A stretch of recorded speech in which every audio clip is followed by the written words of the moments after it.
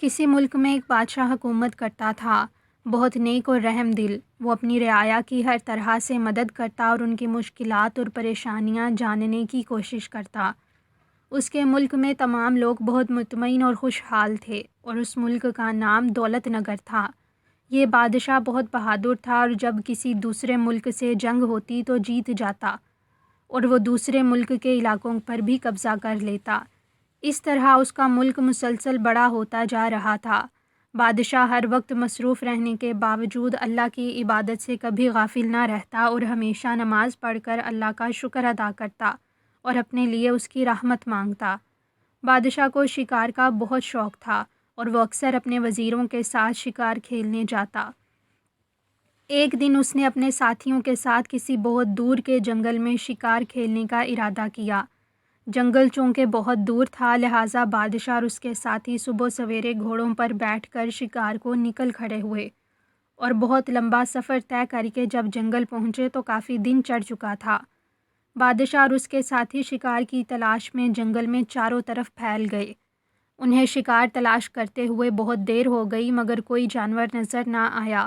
وہ اور اس کے ساتھی بہت تھک چکے تھے اور واپس جانا چاہتے تھے کہ اچانک اس کی نظر ایک ہرن پر پڑی۔ اس نے اپنا گھوڑا ہرن کی طرف دوڑایا۔ ہرن چونکہ بہت تیز دوڑتا ہے، لہٰذا اس کے گھوڑے سے بہت آگے نکل گیا، مگر بادشاہ بھی گھوڑا ہرن کے پیچھے دوڑاتا رہا، لیکن ہرن ہاتھ نہ آیا اور آخر نظروں سے اوجھل ہو گیا۔ اس نے مایوس ہو کر واپس جانا چاہا مگر اسے احساس ہوا کہ وہ اپنے ساتھیوں سے بچھڑ چکا ہے اور اس کے ساتھی کہیں بہت پیچھے رہ گئے ہیں۔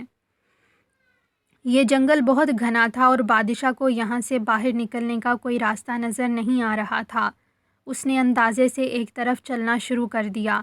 چلتے چلتے دن ڈھل گیا اور شام ہو گئی مگر اس کو جنگل سے باہر نکلنے کا کوئی راستہ نہ مل سکا۔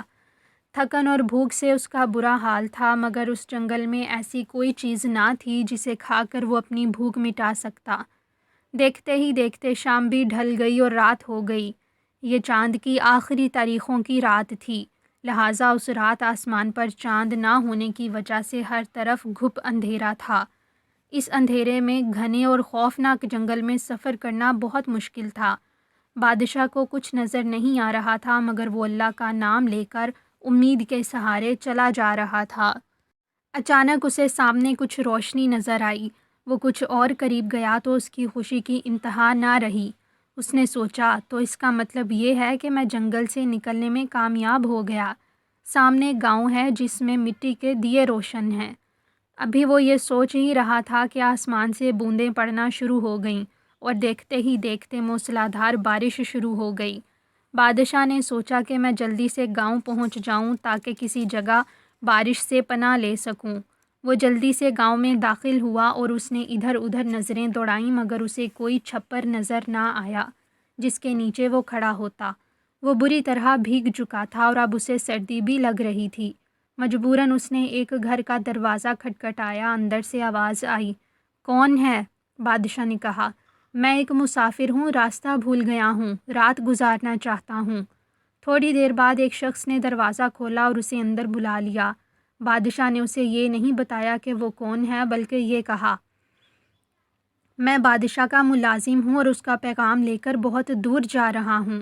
راستے میں بارش شروع ہو گئی اور میں راستہ بھول گیا۔ کسان نے کہا، آپ بے فکر رہیں، یہ آپ ہی کا گھر ہے۔ ہم ہر طرح کے مہمان کی عزت کرتے ہیں، چاہے وہ بادشاہ ہو یا اس کا ملازم۔ میں ایک غریب کسان ہوں، میرے گھر میں آپ کو آرام تو نہیں ملے گا مگر جو کچھ بھی ہے وہ حاضر ہے۔ یہ کہہ کر کسان نے اپنے کپڑے بادشاہ کو دیے اور کہا، آپ کے کپڑے بالکل بھیگ چکے ہیں، آپ یہ کپڑے پہن کر کچھ دیر آرام کریں جب تک میری بیوی آپ کے کھانے کا انتظام کر لے گی اور میں آپ کے گھوڑے کو صحن میں باندھ کر چارہ ڈال دیتا ہوں۔ کچھ دیر بعد کسان کی بیوی کھانا لے کر آ گئی۔ کسان نے کہا، یہ غریبوں کا کھانا پتہ نہیں آپ کو پسند بھی آئے گا کہ نہیں، اور واقعی بادشاہ نے ایسا کھانا کبھی نہیں کھایا تھا، سرسوں کا ساگ اور باجرے کی روٹی، مگر وہ چونکہ بہت بھوکا تھا اس لیے اسے یہ کھانا بہت مزیدار لگ رہا تھا۔ اس نے خوب پیٹ بھر کر کھانا کھایا اور خوب سا پانی پیا۔ کسان نے بادشاہ کے لیے ایک چارپائی پر بستر لگا دیا۔ وہ چونکہ دن بھر کا تھکا ہوا تھا اس لیے لیٹتے ہی سو گیا۔ سویرے ہی اس کی آنکھ کھل گئی، مگر کسان اور اس کی بیوی اس سے پہلے جاگ چکے تھے۔ کسان کی بیوی روغنی روٹی، دودھ اور پھل لے کر آئی اور تینوں نے مل کر ناشتہ کیا۔ ناشتہ کرنے کے بعد بادشاہ نے کسان سے شہر جانے کا راستہ پوچھا اور پھر صحن میں اپنے گھوڑے کے پاس آیا۔ گھوڑے پر بیٹھنے سے پہلے بادشاہ نے کسان اور اس کی بیوی کا بہت شکریہ ادا کیا اور انہیں ایک کاغذ پر کچھ لکھ کر دیا اور کہا، اگر کبھی تمہیں کوئی مشکل پیش آئے تو شہر آ کر کسی کو بھی یہ کاغذ دکھا دینا، وہ تمہاری مشکل دور کر دے گا۔ یہ کہہ کر بادشاہ نے ایک بار پھر ان کا شکریہ ادا کیا اور گھوڑے پر بیٹھ کر چلا گیا۔ کسان اور اس کی بیوی دیر تک ہاتھ ہلا ہلا کر بادشاہ کو اللہ حافظ کہتے رہے۔ یہ دونوں چونکہ پڑھنا لکھنا تو جانتے نہیں تھے، اس وجہ سے انہیں معلوم نہ ہو سکا کہ اس کاغذ پر کیا لکھا ہے، مگر انہوں نے اسے حفاظت سے ایک بکس کے اندر رکھ دیا۔ دن گزرتے رہے اور کئی سال گزر گئے۔ کسان کھیتوں میں ہل چلاتا، بیج بوتا اور غلہ اگاتا۔ بارشیں ہوتیں تو اس کی فصل بہت اچھی ہوتی، جسے بیچ کر وہ اپنا گزارا کرتے۔ کسان اور اس کی بیوی اسی طرح خوش خوش زندگی گزار رہے تھے۔ انہیں کوئی مشکل نہ تھی، لہٰذا اس کاغذ کی بھی کبھی ضرورت نہ پڑی اور وہ اسی طرح بکس میں پڑا رہا۔ ایک سال بارشیں بالکل نہ ہوئیں، لہٰذا کسان کی فصلیں اتنی اچھی نہ ہو سکیں، مگر پچھلے سال کے بچے ہوئے غلے کو استعمال میں لا کر کسانوں نے گزارا کر لیا۔ اگلے سال بھی یہی ہوا کہ بالکل بارشیں نہ ہوئیں اور کھیت بالکل سوکھ گئے اور اس علاقے میں قحط پڑ گیا۔ لوگ بھوکے مرنے لگے۔ گاؤں کے لوگ گاؤں چھوڑ چھوڑ کر شہر کی طرف جانے لگے تاکہ وہ محنت مزدوری کر کے کچھ کما کر کھا سکیں۔ کسان اور اس کی بیوی کا بھی یہی حال ہوا اور جب تمام غلہ اور پیسہ ختم ہو گیا تو کسان کی بیوی نے کہا کہ ہم بھی شہر چلتے ہیں تاکہ کچھ کمائیں۔ کسان نے کہا، مجھے تو کچھ کام بھی نہیں آتا، ہم وہاں جا کر کریں گے کیا؟ اور پھر یہ گاؤں اور اپنا گھر چھوڑ کر جانے کو میرا دل نہیں چاہتا۔ کسان کی بیوی نے کہا، اگر نہیں جائیں گے تو بھوک سے مر جائیں گے، ہم ابھی شہر چلتے ہیں اور جب قحط دور ہو جائے گا اور بارشیں ہونے لگیں گی تو دوبارہ واپس آ جائیں گے۔ خیر کسان راضی ہو گیا، مگر سوال اب بھی وہی تھا کہ شہر جا کر رہیں گے کہاں اور کریں گے کیا؟ اچانک کسان کی بیوی کو اس کاغذ کا خیال آیا جو بادشاہ انہیں دے گیا تھا۔ وہ جلدی سے بکس میں سے وہ کاغذ نکال لائی اور کہا، اب ہماری مشکل حل ہو جائے گی۔ چنانچہ دونوں نے کچھ ضروری سامان لیا اور شہر کی طرف چل دیے۔ بہت لمبا سفر طے کرنے کے بعد شام کو یہ لوگ شہر پہنچے۔ سارا دن چلنے کی وجہ سے کسان اور اس کی بیوی بہت تھک چکے تھے، لہٰذا ایک درخت کے نیچے بیٹھ گئے اور کھانا نکال کر کھانے لگے۔ کھانے سے فارغ ہو کر دونوں وہیں درخت کے نیچے لیٹ گئے اور جلد ہی سو گئے۔ کافی دیر بعد کسان کی آنکھ کچھ شور سن کر کھلی۔ اس نے دیکھا کہ سڑک پر بہت سے لوگ کھڑے ہیں۔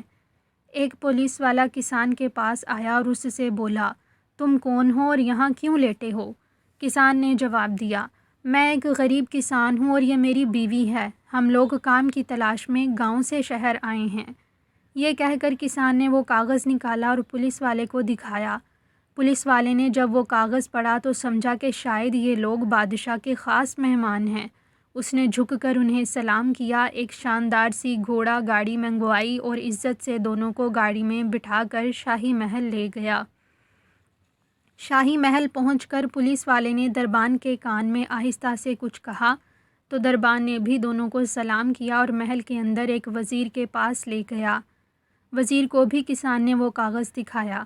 وزیر نے کاغذ پڑھ کر کہا، آپ لوگ تو بادشاہ کے خاص مہمان ہیں، جبھی تو انہوں نے آپ کو اپنے ہاتھ سے کاغذ لکھ کر دیا ہے۔ یہ سن کر کسان کی آنکھیں حیرت سے پھٹی کی پھٹی رہ گئیں۔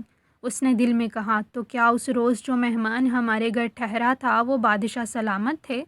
وزیر نے کسان کو حیرت زدہ دیکھ کر کہا، ارے آپ کیا سوچ رہے ہیں؟ آرام سے بیٹھیے، میں ابھی آپ کو بادشاہ سلامت سے ملواتا ہوں۔ یہ کہہ کر وزیر نے ملازموں کو کچھ اشارہ کیا اور تھوڑی دیر بعد ملازموں نے اعلیٰ قسم کے لذیذ کھانے، ہر طرح کے پھل، دودھ اور مشروبات لا کر کسان اور اس کی بیوی کے سامنے رکھ دیے۔ دونوں نے خوب پیٹ بھر کر کھانا کھایا۔ اس کے بعد وزیر ان دونوں کو لے کر ایک کمرے کی طرف گیا اور اشارہ کیا کہ آپ لوگ اس کمرے میں چلے جائیے، یہاں بادشاہ سلامت ہیں۔ کسان جب اندر گیا تو دیکھا کہ بادشاہ نماز پڑھنے میں مشغول ہے۔ کسان ایک طرف بیٹھ گیا۔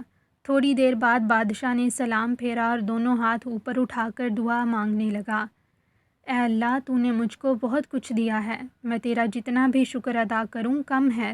اے اللہ، تو بہت مہربان اور دعاؤں کا سننے والا ہے، مجھ پر اپنی رحمت ہمیشہ رکھنا، اور تو نے مجھے جتنا کچھ دیا ہے اس سے زیادہ اور دینا تاکہ میں اس سے غریب لوگوں کی مدد کر سکوں۔ اے اللہ، مجھے اور زیادہ دے، اور زیادہ اور زیادہ۔ کسان یہ سن کر اٹھا، اس نے وہ کاغذ وہیں پھینکا اور محل سے نکل آیا۔ کافی دیر بعد جب بادشاہ نماز سے فارغ ہوا تو وزیر نے بتایا کوئی شخص آپ سے ملنے آیا تھا، مگر معلوم نہیں کیوں ملے بغیر چلا گیا۔ بادشاہ نے کہا، کون تھا وہ؟ وزیر نے کہا، معلوم نہیں، کہہ رہا تھا گاؤں سے آیا ہے محنت مزدوری کرنے۔ اچانک بادشاہ کی نظر کاغذ کے اس ٹکڑے پر پڑی۔ اس نے جیسے ہی اٹھ کر دیکھا وہ سمجھ گیا کہ ملاقاتی ضرور وہی کسان تھا۔ بادشاہ محل کے تمام ملازموں اور دربانوں پر ناراض ہوا کہ انہوں نے اسے جانے کیوں دیا۔ پھر بادشاہ نے ملازموں سے کہا کہ کسان کو شہر میں ڈھونڈ کر اس کے پاس لایا جائے۔ چنانچہ کسان کو شہر بھر میں ڈھونڈا گیا مگر وہ کہیں نہ ملا۔ بادشاہ کو جب یہ معلوم ہوا تو اس نے فیصلہ کیا کہ وہ خود کسان کے پاس جائے گا۔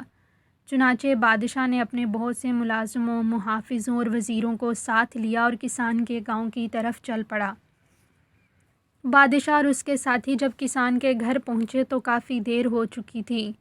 بادشاہ نے کسان سے کہا، تم مجھ سے ملے بغیر کیوں چلے آئے؟ کسان نے کہا، میں آپ سے کچھ مانگنے گیا تھا، اس لیے آپ کے پاس مجھ سے زیادہ ہے اور مجھ سے بڑے ہیں آپ، لیکن جب میں اندر پہنچا تو میں نے دیکھا کہ مجھ میں اور آپ میں تو کوئی فرق نہیں ہے، اس لیے کہ آپ بھی بیکاری ہیں۔ میں نے دیکھا کہ آپ کا سر بھی کسی کے آگے جھکا ہوا تھا اور ہاتھ کسی کے آگے پھیلے ہوئے تھے، اور آپ خود کسی سے رو رو کر بھیک مانگ رہے تھے۔ تو میں نے سوچا کہ میں کیوں ایک ایسے شخص سے کچھ مانگوں جو خود دوسروں سے مانگتا ہے، ہاں اس سے ہی کیوں نہ مانگوں جو آپ سے بھی بڑا ہے، سب سے بڑا، اور جس نے آپ کو یہ سب کچھ دیا ہے۔ یہ سن کر بادشاہ نے کسان کو گلے سے لگا لیا اور کہا، تم بہت نیک دل انسان ہو، واقعی سب سے بڑی ذات تو اللہ کی ہے اور وہی سب کو سب کچھ دیتا ہے۔ تم نے اللہ سے مدد مانگی تو اللہ نے مجھے تمہاری مدد کے لیے بھیجا ہے۔ میں تمہیں جو کچھ بھی دوں گا وہ سب تمہارا ہی ہے جو اللہ نے تمہیں میرے ذریعہ سے بھیجا ہے۔ یہ کہہ کر بادشاہ نے اشرفیوں سے بھری ہوئی کئی تھیلیاں کسان کو دیں اور ساتھ ہی ساتھ اپنے وزیروں کو حکم دیا کہ اس علاقے کے تمام مصیبت زدہ لوگوں کی مدد کی جائے اور ان میں اناج، کپڑا اور روپیہ پیسہ تقسیم کیا جائے۔